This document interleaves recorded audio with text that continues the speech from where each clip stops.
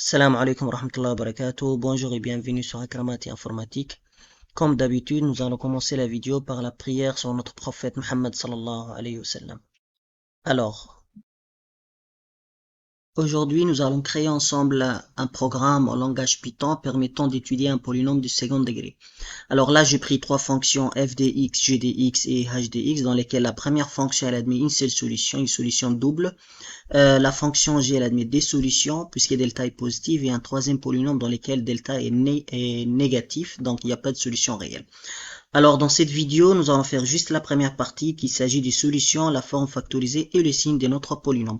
Dans des autres vidéos, nous allons faire la partie 2, 3, 4 et enfin une cinquième partie dans lesquelles nous allons créer une fonction principale qui va relier toutes les fonctions qu'on a fait précédemment. Alors là, on passe sur Python.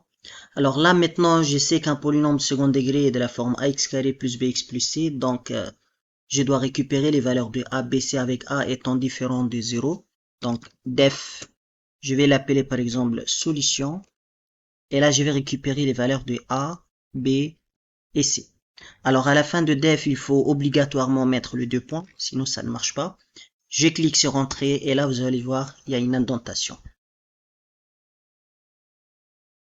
Une fois récupéré les valeurs de a, b, c, je sais que pour trouver les solutions d'un polynôme, il faut tout d'abord calculer la valeur de delta. Donc, delta, je vais créer une variable qui s'appelle delta.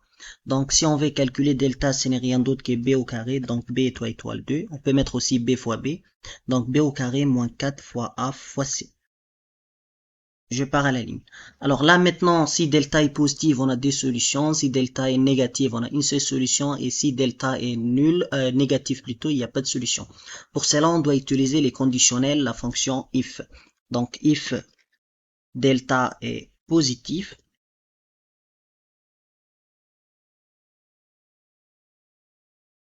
donc si delta est positif, à la fin de if, donc delta supérieur à 0, à la fin de if, il faut mettre aussi les deux points.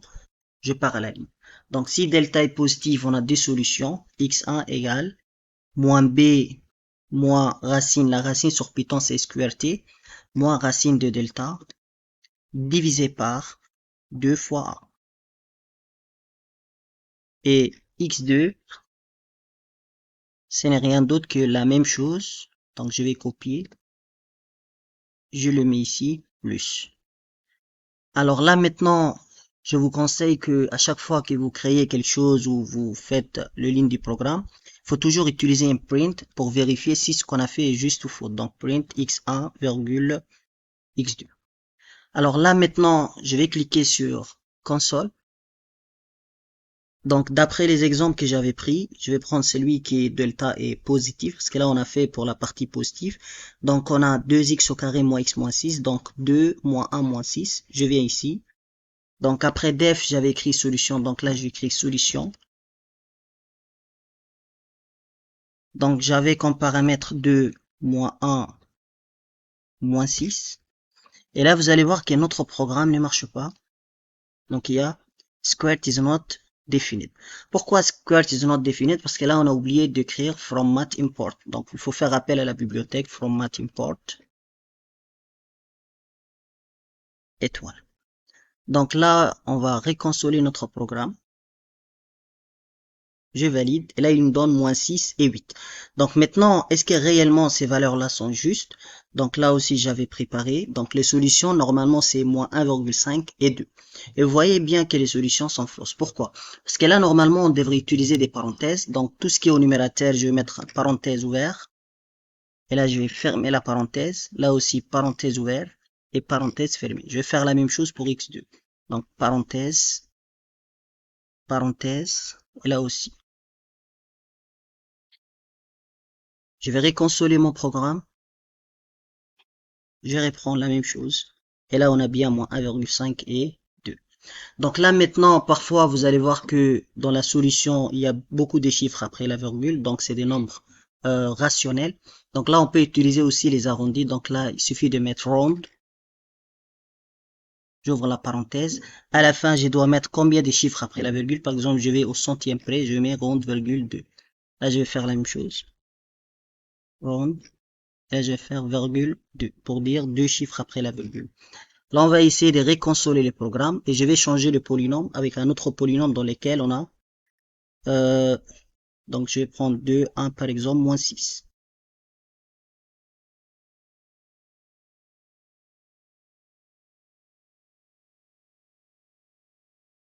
Donc je vais prendre par exemple 1, 2, moins 4.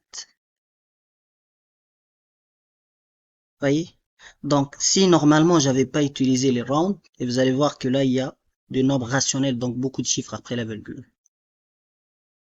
Alors là, j'ai continue. Une fois récupéré les valeurs de x1, x2, donc je peux rendre le print aussi beau que ça. Donc, guillemets x1 égale, je ferme les guillemets, donc virgule pour séparer le texte et la variable. Et là aussi, je vais faire la même chose. Donc, guillemets x2, donc et x2 égale, guillemets et virgule. Donc, je vais essayer de réconsoler. Vous allez voir maintenant l'affichage, ça sera plus joli. Donc, je reprends le même polynôme. Donc, x1 égale et x2 égale. Alors là, maintenant, une fois que j'ai récupéré les valeurs, donc je peux trouver la forme factorisée. Donc, print.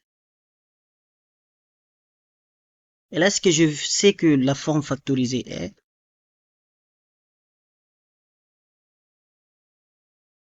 alors moi, ce que je sais que la forme factorisée est de la forme A facteur, puisqu'il y a des solutions, c'est x moins x1, encore facteur, x moins x2.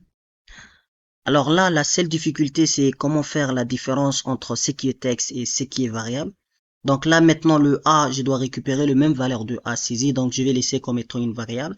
Donc, la parenthèse qui est là, x moins, c'est du texte. Donc, comme c'est du texte, je vais séparer la variable avec le texte avec un virgule, guillemets. Et là, normalement, le texte s'arrête ici, donc je vais faire guillemets, encore virgule. x1, je vais laisser comme étant une variable, donc on doit récupérer la valeur. Alors là aussi, ce qui vient après, parenthèse fermée, parenthèse ouverte, x moins, jusqu'à là, c'est du texte. Donc là, je vais mettre aussi virgule, guillemets, jusqu'à là, donc guillemets, virgule. Et à la fin, c'est bien x2. Donc cette parenthèse-là aussi, c'est du texte, le dernier parenthèse. Donc là, je vais mettre virgule, guillemets. Et après la parenthèse, je vais mettre aussi un guillemet. Donc là, vous voyez que la ligne rouge a disparu. Donc, on va essayer de consoler notre programme pour voir ce que ça donne. Si je reprends le même polynôme, et là, on a x1 égale x2 égale, la forme factorisée est 1 facteur x moins 3,24. Donc, moi, ça donne un plus, x moins 1,24. Alors là aussi, j'ai oublié d'afficher la valeur de delta. Donc, on peut aussi dire print delta égale virgule. Donc là, je sors virgule et j'écris les noms de mon variable. Alors là, je réconsole. Je reprends le même polynôme.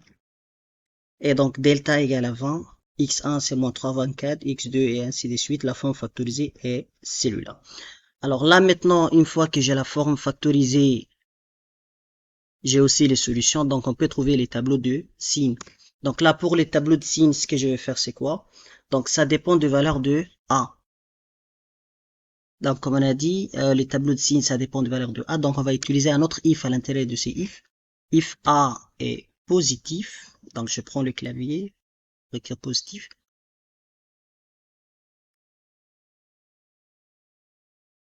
Alors, si A est positif, nous, ce qu'on sait, c'est comme delta est positif et que A est positif, donc le signe, ça sera plus, moins, plus. Donc, les extrémités, c'est positif. Donc, print, le signe du polynôme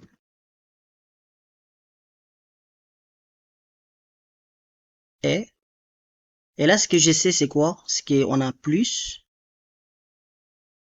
moins et plus. Donc là, dans le cas contraire, else, sinon, c'est-à-dire pour le A est négatif, parce que le A ne peut pas être déjà nul. Donc là, on va écrire print. Le signe du polynôme est. Donc au lieu de plus, moins, plus, ça sera moins, plus, moins.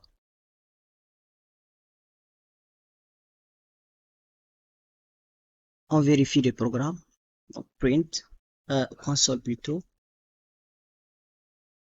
Donc, delta égale à 20, x1, la forme factorisée, le signe du polynôme est plus, moins, plus. Pourquoi? Parce que déjà le a est positif. On a saisi pour a égale à 1. Alors là, maintenant, si je vérifie pour a égale à moins 1, donc je vais faire exprès de mettre un 4. Donc, on a bien delta égale à 20, x1, la forme factorisée et les signes du polynôme est moins, plus et moins. Alors, de la même manière, ici, on a fait pour si delta est positif, donc on peut faire aussi pour si delta est nul, et à la fin, c'est le cas contraire, donc si delta est négatif, il n'y aura rien du tout à faire. Donc, pour aller plus rapidement, donc je vais copier ces parties-là, je vais les coller ici. Donc, je peux laisser if, donc je peux utiliser aussi elif, sinon si. Sinon, si delta est égal à 0, on sait qu'il y a une seule solution double x0, donc je vais laisser le round, donc c'est moins b divisé par 2 fois a. Donc comme au numérateur il n'y a que le moins b, donc je n'ai pas besoin de parenthèses, il n'y a pas une autre solution. Donc print x0 égale à x0, je fasse le reste. Donc la forme factorisée est a facteur x moins x0, les tout au carré, donc chapeau 2. Pas besoin de cette partie-là. Et si A est positive, les signes, on sait que ça sera plus plus. Et si A est négatif, donc le signe, ça sera moins moins. On vérifie. Donc, j'ai console le programme. Alors là, je reprends sur mon Word. Donc là, pour A, delta est nul, plutôt, on a 9, moins 6 et 1. Donc 9 moins 6 et 1.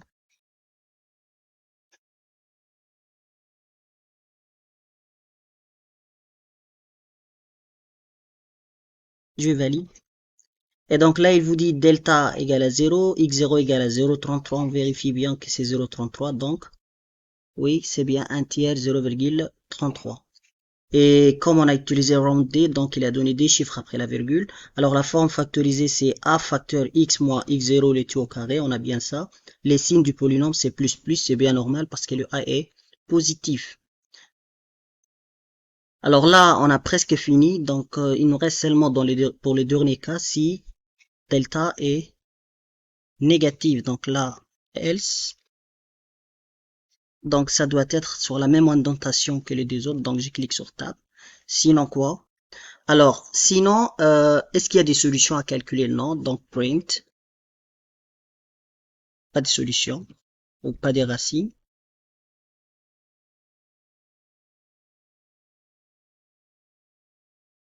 Alors, est-ce qu'il y a un tableau des signes? La réponse est oui. Donc, si A est positive et si A est négative, donc, je vais copier celui-là. Je viens ici.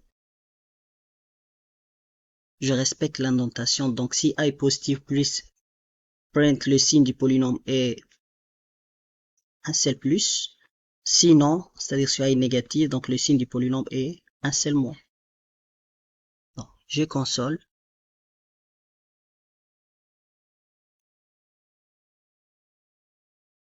Donc là, je vais vérifier, donc plutôt je vais prendre le polynôme dans les cas où delta est négatif. Donc on a 1, 3 et 10. Je viens sur Python, donc je reprends celui-là, 1, 3 et 10.